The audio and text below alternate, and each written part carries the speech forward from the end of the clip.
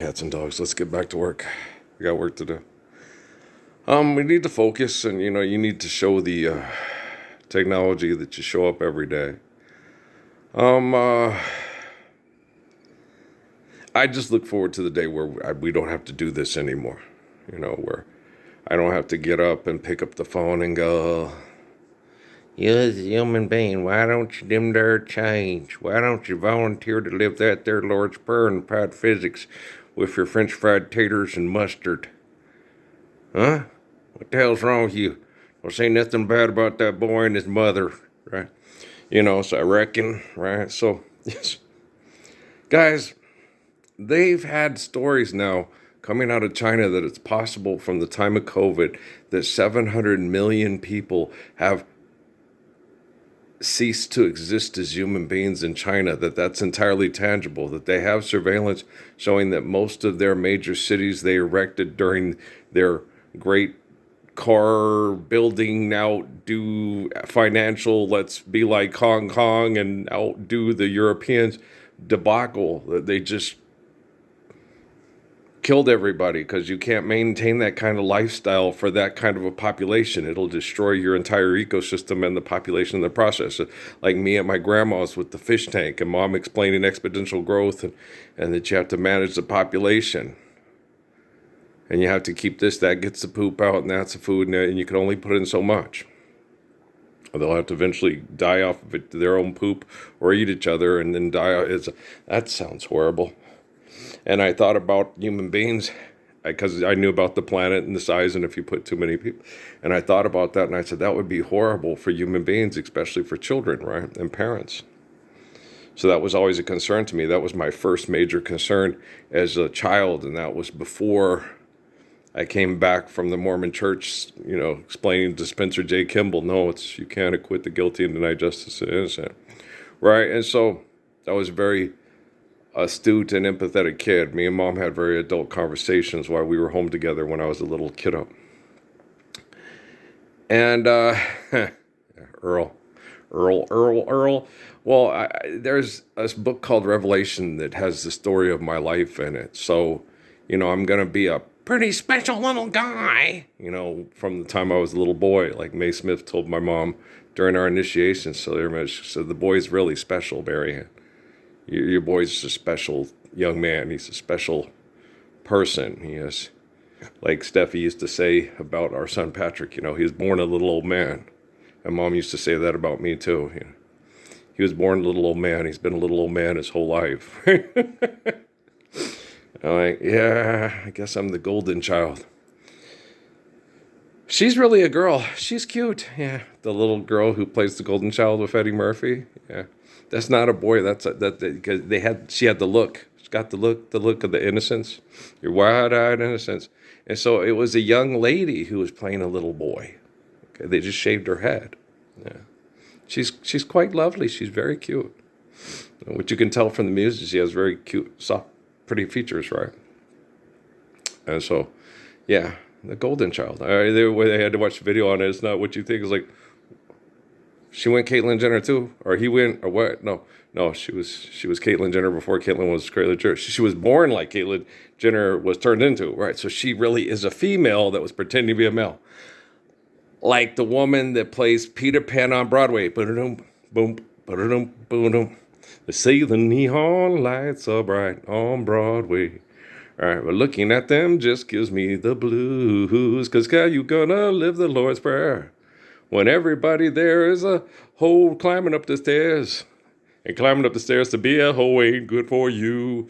Too many lovers in one lifetime ain't good for you. Too many heartaches in one lifetime ain't good for me. I ain't no vision, I'm the man who loves you inside and out, backwards and forwards with my heart hanging out. I told you, when I was younger, I looked like a Bee Gee. Yeah, lady thought I looked like Dr. Dre. Just like, girl, I don't know. I was using my German Shepherd voice.